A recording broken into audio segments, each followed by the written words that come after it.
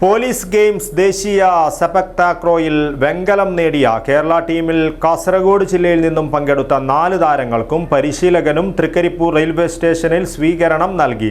Sports council ഭാരവാഹികളും സെപക് takraw സംഘാടകരും പങ്കെടുത്തു. നിങ്ങളുടെ സ്വപ്ന ദിനങ്ങളെ അവിസ്മരണീയമാക്കാൻ ശുഭമുഹൂർത്തങ്ങൾക്ക് ശോഭയേകാൻ ഇനി ശോഭിക മാത്രം. Shobhika weddings, big mall, Kanhangad. ദേശീയ പോലീസ് ഗെയിംസിൽ പുരുഷ വിഭാഗം സെപക് താക്രോ ടീം ഈവന്റിൽ കേരളം ആദ്യമായാണ് മെഡൽ നേട്ടം സ്വന്തമാക്കിയത്. ട്രെയിനിൽ തൃക്കരിപ്പൂരിലിറങ്ങിയ കേരള ടീമിന്റെ കുപ്പായമണിഞ്ഞ കാസർഗോഡ് ജില്ലക്കാരായ കളിക്കാർക്കും പരിശീലകനുമാണ് സ്വീകരണം നൽകിയത്. Sepak takraw Kerala team vice captain KV Rajeevan, team അംഗങ്ങളായ Prashanth Bangalam, A Jyothish, P Shiju, Kerala team പരിശീലകൻ KV ബാബു എന്നിവർക്കാണ് റെയിൽവേ സ്റ്റേഷനിൽ സ്വീകരണം നൽകിയത്.